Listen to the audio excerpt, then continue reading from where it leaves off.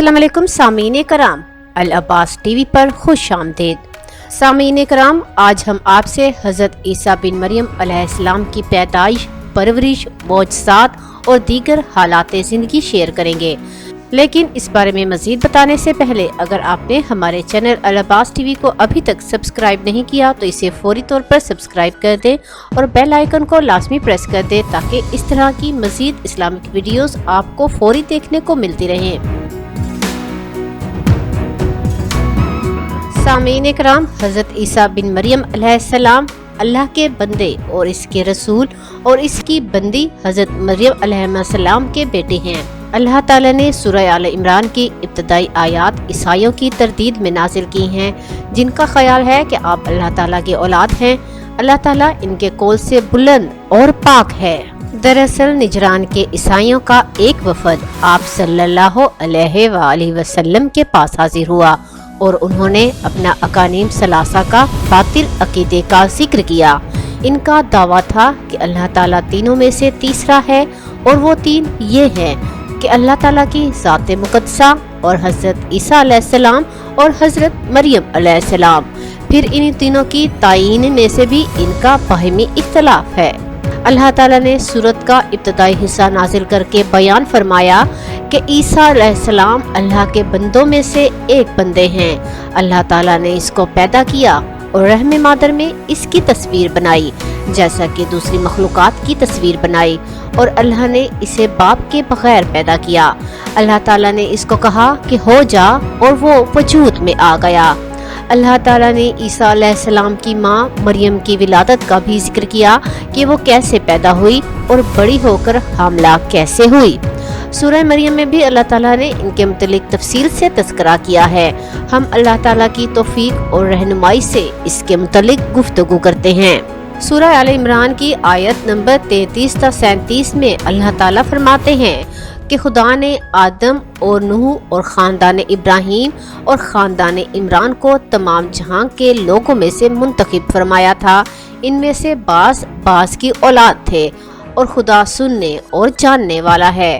और वो वक्त याद करने के लायक है जब इमरान की बीवी ने कहा कि ए परवरदिगार, जो बच्चा मेरे पेट में है इसको तेरी नजर करती हूँ, इसे दुनिया के कामों से आजाद रखूंगी, तू इसे मेरी तरफ से कबूल फरमा, तू तो सुनने वाला जानने वाला है।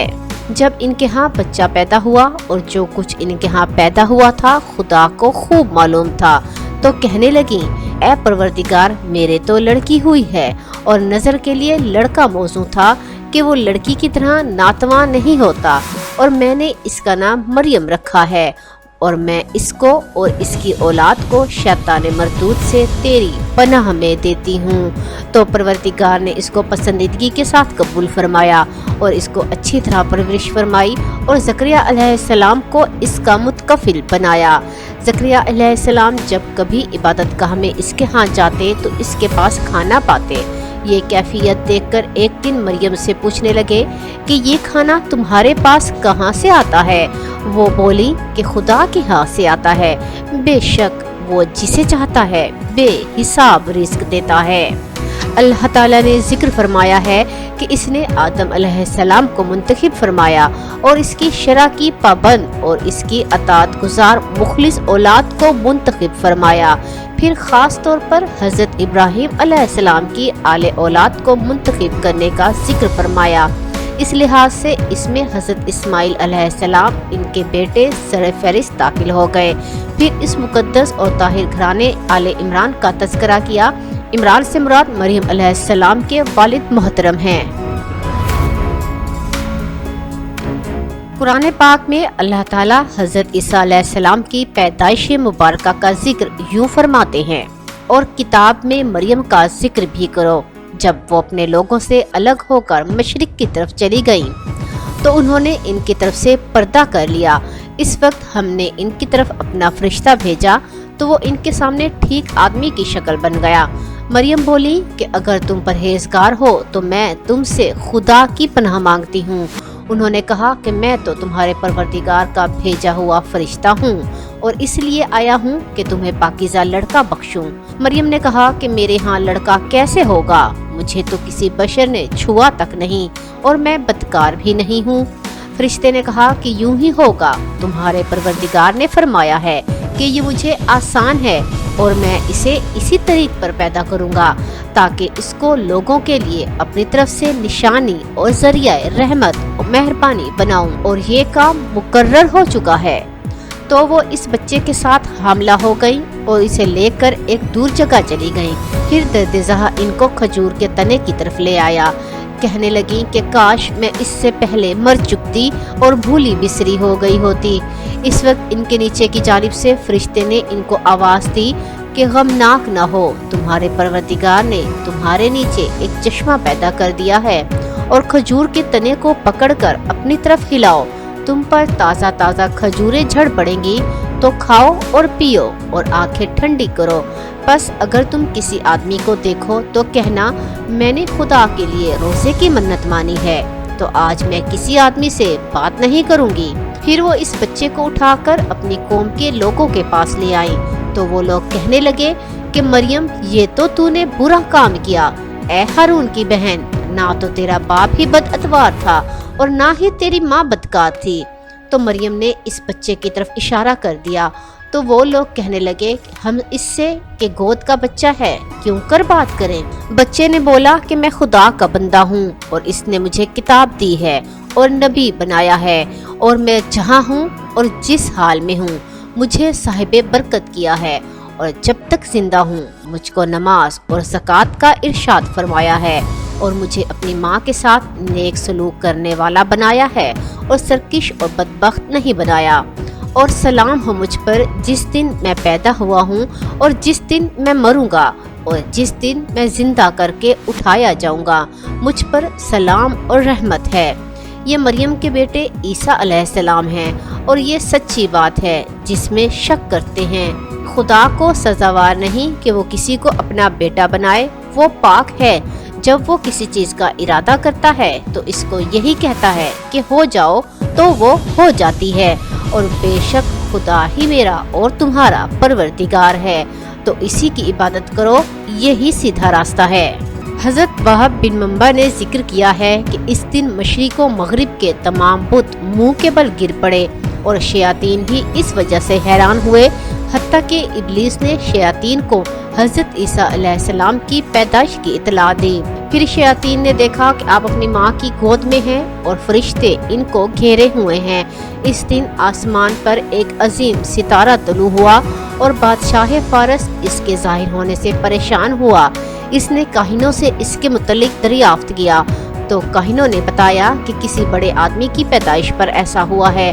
اس نے اپنے قاصدوں کو سونا، پرفیوم اور لوبان، صنوبر اس جیسے تحائف کے ساتھ بھیجا۔ جب وہ ملک شام میں آئے اور بادشاہ کی خدمت میں حاضر ہوئے تو بادشاہ نے ان سے آنے کا مقصد پوچھا، تو انہوں نے اپنا مقصد بیان کیا۔ تو بادشاہ نے اس بات کی تصدیق کی۔ اس نے ستارے کے طلوع کے وقت کے متعلق سوال کیا، تو انہوں نے وہی وقت بتایا جس وقت حضرت عیسیٰ علیہ السلام پیدا ہوئے تھے۔ اب ان کا معاملہ مشہور ہو گیا کیونکہ انہوں نے ماں کی گود پہ کلام کیا تھا۔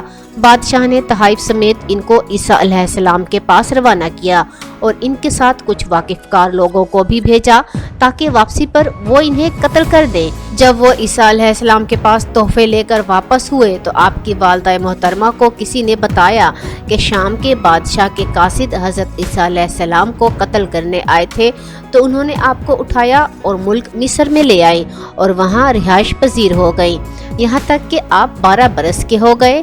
بچپن میں ہی آپ کی کرامات اور معجزات ظاہر ہونے لگے۔ وہب بن منبع سے روایت ہے کہ حضرت عیسیٰ علیہ السلام جب 13 سال کے ہو گئے تو اللہ تعالیٰ نے آپ کو مصر سے ایلیا کی طرف ہجرت کرنے کا حکم دیا۔ آپ کے پاس آپ کی والدہ کا ماموزاد بھائی یوسف آیا، اور وہ ان کو گدھے پر سوار کر کے ایلیا لے آیا۔ وہاں آپ قیام پذیر رہے، حتیٰ کہ اللہ تعالیٰ نے آپ کو انجیل دی اور تورات کی تعلیم دی، اور مردوں کو زندہ کرنا، بیماروں کو تندرست کرنا، اور گھروں میں رکھی ہوئی چیزوں کے متعلق خبریں دینا इस जैसे मोजज़ात आपको अता किए। लोगों ने आपकी आमद के मुतालिक बातें करना शुरू कर दी, क्योंकि उन्होंने आपके हाथ पर अजीबोगरीब चीज़ें ज़ाहिर होती देखी। आपने इनको अल्लाह ताला की तरफ बुलाया और आपका मामला इनमें मशहूर हो गया। हज़रत हसन बसरी रहमतुल्लाह अलैह और मोहम्मद बिन इसहाक फरमाते हैं कि इस बादशाह का नाम दाऊद बिन नूर था, जिसके पास यहूदियों ने आपके मुतालिक शिकायत की थी और इसने आपको कत्ल करने और सूली देने का हुक्म दिया। तो यहूदियों ने आपको एक घर में घेर लिया और ये जुमा और हफ्ते की दरमियानी रात का वाक़या है। जब वो घर के अंदर दाखिल होने लगे तो आपके पास मौजूद इनके एक साथी पर आपकी शबीह डाल दी गई और ईसा अलैहिस्सलाम को इस घर के रोशनदान से आसमान की तरफ उठा लिया गया और ये मंजर इस घर वाले देख रहे थे। सिपाही घर में दाखिल हुए तो उन्होंने घर में आपके मुशाबह शख्स को पाया और इसको ईसा अलैहिस्सलाम समझकर पकड़ लिया और इसे सूली दे दी और आपकी मज़ीद तौहीन करने के लिए आपके सर पर कांटे रख दिए। और आम ईसाई जिन्होंने हकीकत हाल ना देखी थी, वो भी यहूद की बात पर मुत्तफिक हो गए कि ईसा अलैहिस्सलाम को सूली दे दी गई। इस तरह वो खुली गुमराही में पड़ गए। अल्लाह ताला ने फरमाया, और अहले किताब में से कोई नहीं मगर वो इसकी वफात से पहले इस पर ईमान लाएगा। यानी ईसा अलैहिस्सलाम के क़यामत के नज़दीक दुनिया में आसमान से नाजिल होने के बाद तमाम अहले किताब आप पर ईमान लाएंगे। आप आकर खिंजीर को कत्ल करेंगे, सलीब तोड़ देंगे, जिजिया ख़त्म कर देंगे और सिर्फ इस्लाम ही नाफिज करेंगे। हज़रत हसन बसरी रहमतुल्लाह अलैह फरमाते हैं कि हज़रत ईसा अलैहिस्सलाम 34 साल की उम्र में आसमान पर उठाए गए। हदीस पाक में है कि जन्नती जन्नत में दाखिल होंगे और वो 33 साल की उम्र के नौजवान होंगे और इनके जिस्म और दाढ़ी के बाल नहीं होंगे और सरमगी आँखों वाले होंगे। एक और हदीस में है कि जन्नतियों की उम्र ईसा अलैहिस्सलाम जितनी होगी और हुस्न यूसुफ अलैहिस्सलाम जैसा होगा। हज़रत ईसा अलैहिस्सलाम ने दुआ में फरमाया, ऐ अल्लाह तू बुलंदी में करीब है और कुर्बत के बावजूद बुलंद है, अपनी मखलूक में से हर चीज से ऊंचा है। तू ही है जिसने अपने कलमात के साथ 7 तबक बराबर बनाए, वो पहले धुआं ही थे, फिर तेरे डर से तेरे हुक्म को माँ के फरमाबरदार होकर आए। इनमें से तेरे फरिश्ते हैं जो तेरी तस्बीह और तकदीस बयान करते हैं। तो तूने इनमें रात की तारीकी पर रोशनी, चांद और सितारे बना दी और दिन में सूरज की चमक दमक रख दी। तूने इनमें रात बना दी जो तेरी हुक्म के साथ तस्बीह कहती है। तेरी इज्जत के साथ तेरी पैदा करदा तारीकी और रोशनी से हमकिनार होती है। तूने इनमें से चिराग सितारे बना दिए जिनके साथ अंधेरों में भटके हुए लोग रहनुमाई पाते हैं। ऐ अल्लाह तूने अपने पैदा करदा आसमानों और बिछाई हुई जमीन में बरकतें रख दी हैं। सामीन कराम, आपको हमारी आज की वीडियो कैसी लगी कमेंट्स बॉक्स में हमें ज़रूर आगाह करें और इसे लाइक और शेयर कर दें।